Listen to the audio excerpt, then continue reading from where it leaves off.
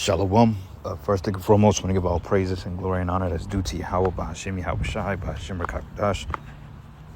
Double honors to the apostles and elders of Great Millstone and rule well. Peace and blessings and salutations to the whole elect. And it was in the gospel, bro. Lifting up the standard of Yahweh, Bahashim Yahweh Shai, Reverend He.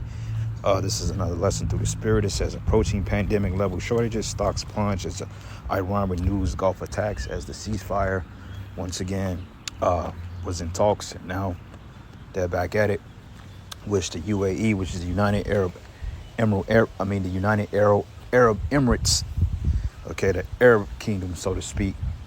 Now the Iranians are pretty much in front league with them now because, you know, oil prices have went up dramatically, as we've seen increased gas prices pretty much every week for the last month or two.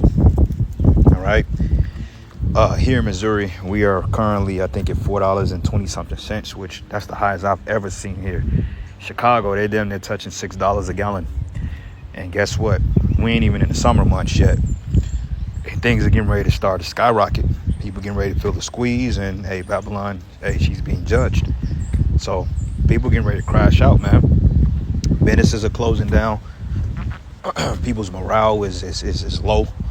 You know, people are just bugging out. They're crashing out. And, hey, these people, they're getting ready to catch it, man. You know? But anyway, I have a video here, this is MSN Now, or MS Now. And basically, they're just going into how the economy is getting ready to collapse, how we're getting ready to see pandemic levels, because going back to the Pandeezy 1.0, remember, you had those supply chains that halted, and you had shipping and cargo containers that was pretty much just at stalemate for some time. I'm talking about months, and then the price of goods started to go up. So, and that was done deliberately by design. Okay, so anyway, fair use. Here we go. It is time now for Money Power Politics, and for the first time in weeks, investors are reining in their optimism over the war in Iran. The Dow plunged more than 550 points, and oil prices climbed after Iran launched a new wave of attacks across the Gulf region. As we mentioned, according to the U.S. military, Iran fired on American ships in the Strait of Hormuz, but the missiles and drones were intercepted and no ships were hit. The UAE also said that... See, I'm hearing two different things, because I'm hearing that the ships were hit, you know? So this is why we say you can't really trust mainstream narratives, for the simple fact because they tell you one thing, but when you get global news and you get news from around the world, there seems to be a different narrative outside of what they're pushing in the West, because the West likes to have that so-called invisibility, so to speak, you know, which clearly they're getting their asses handed to them in the war. U.S. shot down Iranian missiles and drones aimed at American vessels, said in the Strait of Hormuz. So we don't know if that's true or not, but regardless of it, hey, America, you're getting ready to get your ass handed to you physically, mentally, and right now, you know, your economy is getting ready to tank.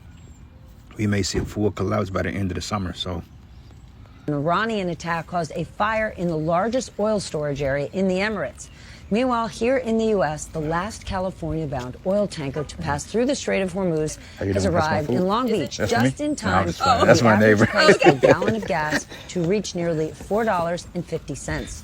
Back with us tonight, my dear friend and now colleague, Ron Insana, MS Now contributor and publisher of The Message of the Markets on Substack. And Clayton Siegel is back, senior fellow for energy security at the Center for Strategic and International Studies. Okay, Ron, I'm just going to say this is probably the most normal reaction the stock market has shown in weeks, given the situation in Iran. What's your take? Well, I think the reacceleration military action shocked Wall Street. Everybody thinks, as you said earlier in the program, that this is just going to be done sometime soon, because they're getting hints from the White House that everything's under control, that gas prices are going to come down, that oil's going to start flowing through the Strait. That's cap, because they've been saying that shit for 2 months. Like, he been saying, yeah, it's going to take 4 days. Like, nigga, you just started a war that eventually is going to lead over into World War. We technically win a third world, but this is going to lead into more and more shortages. It's going to lead into the Russians, the Chinese, the Koreans, the Arab world all getting involved. Hell, you see that Europe pretty much cut their ass off. The EU is done with Babylon. again. And with this new military altercation between Iran and the UAE firing on U.S. ships, that calls that entire line of reasoning, if you will, into question. And so, as you also noted, with that last ship getting to port in Los Angeles, we now have months to wait for oil to make it around the world, because it takes quite a long time for oil tankers to leave the strait and get to their ultimate destination. So, yeah, this is finally a recognition that we're approaching, pandemic level shortages of certain goods, energy goods, fertilizer, helium used to make computer chips. Market's kind of up to flat a little bit tonight. Oil's down a couple bucks. But I think the more we see these types of altercations, the more the stock market's going to have to deal with the fact that it's not over tomorrow. Clayton, it might not feel like it, but this war has not hit the U.S. nearly as hard economically as places like Europe and Asia. Yeah, because see, like, they say it's not hitting us economically because, you got Europe that's getting hit. But see, you got to understand, too, that America, they have reserves as well.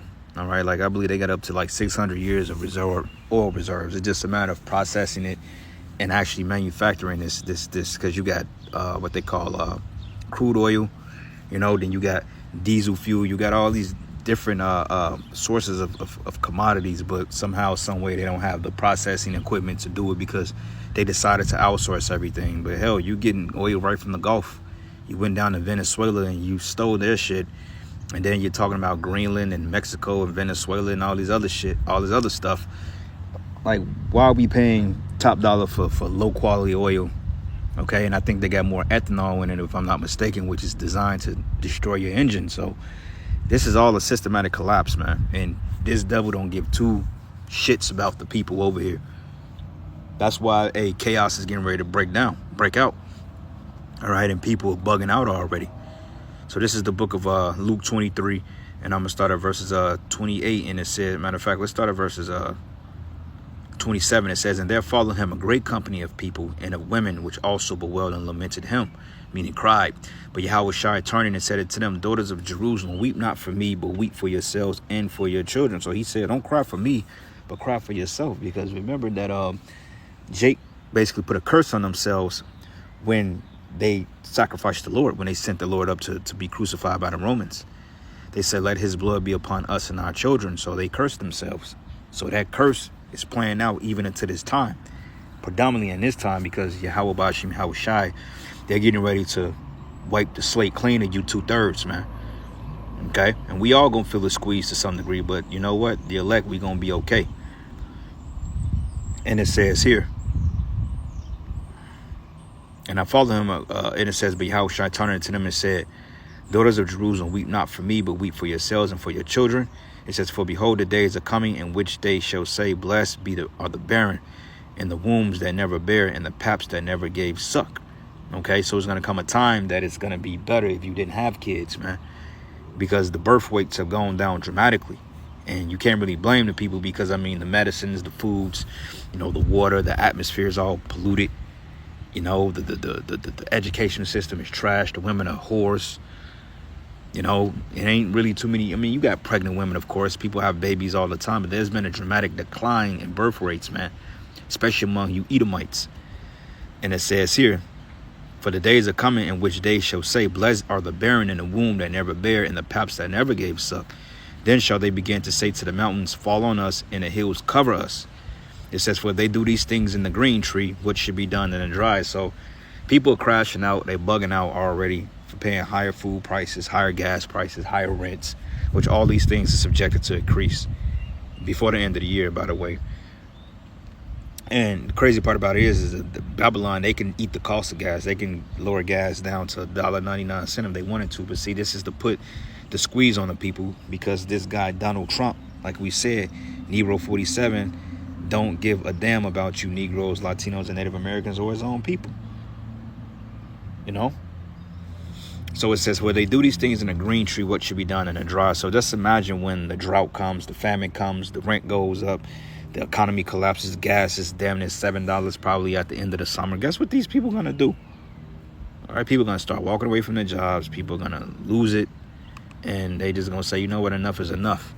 Which, quite frankly, I'm surprised these people are, well, I'm not surprised, because these people are docile, dimwits any goddamn way. But the fucking point is, these niggas are not rousing up, man. Like you had a Jake that took to online maybe 2 days ago. He's talking about, yeah, man, you know, we got to do something. Well, you know, how about you start it then, man? And maybe people will follow in your footsteps. You know, but he was calling for a revolution because the people were just being totally done unjust. And hey, that's the only how you're going to get some type of answer when you get to rousing up and saying what you got to say. But, you know, Esau got something for that. It's called martial law. The minute you people buck up and start to rise up against this system, he's going to put you down, because they're not going to play with you people, because you've already given them enough power. Okay?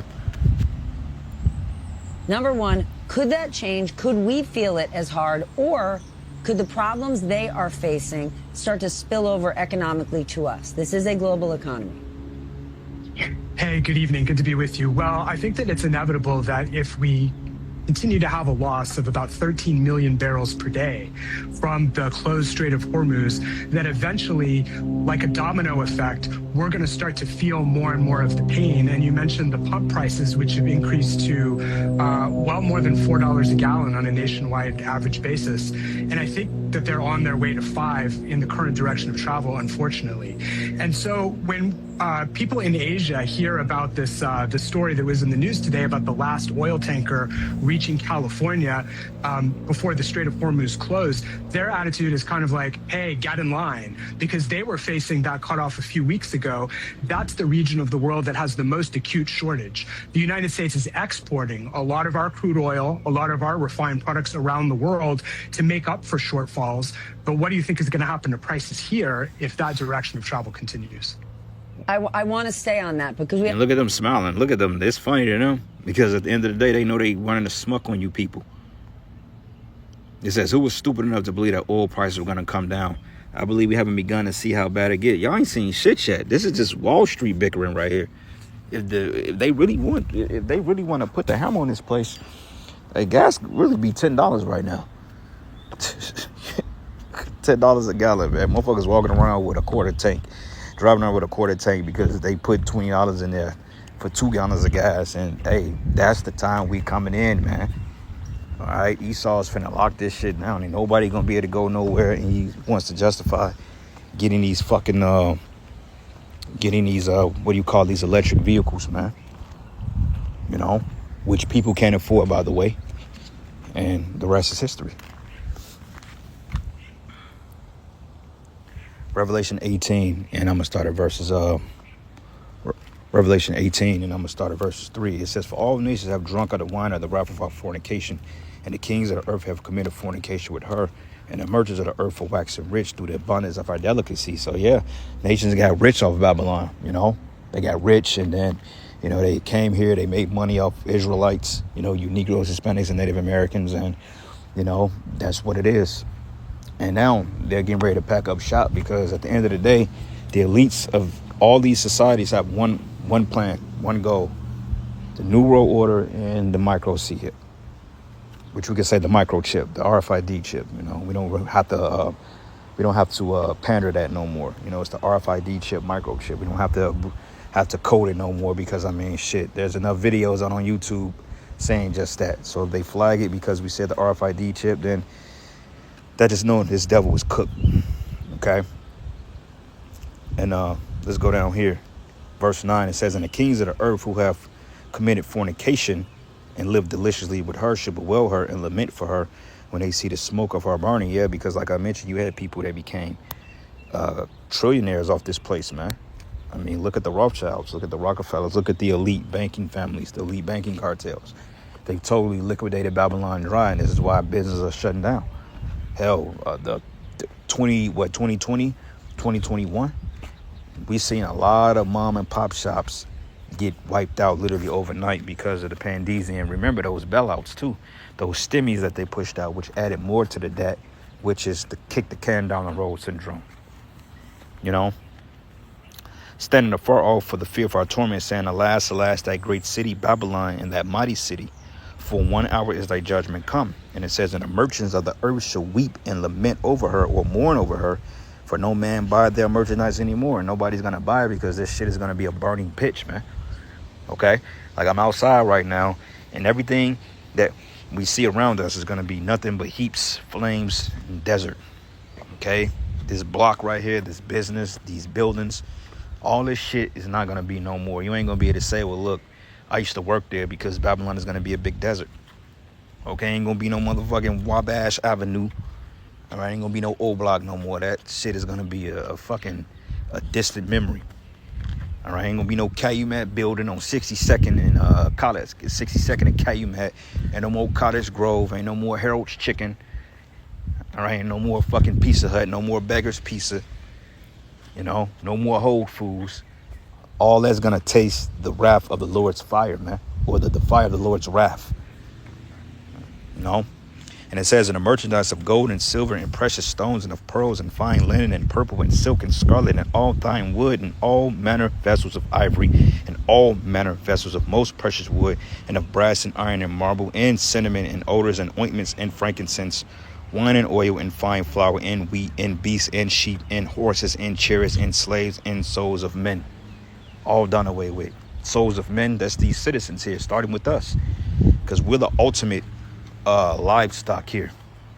Okay, trafficking, human trafficking started, which, you know, you always had human trafficking, but the biggest form of trafficking was when they brought us from one side of the world to over here, and they're still doing that shit to this day. And it's a multi-billion-dollar business. Make money off that.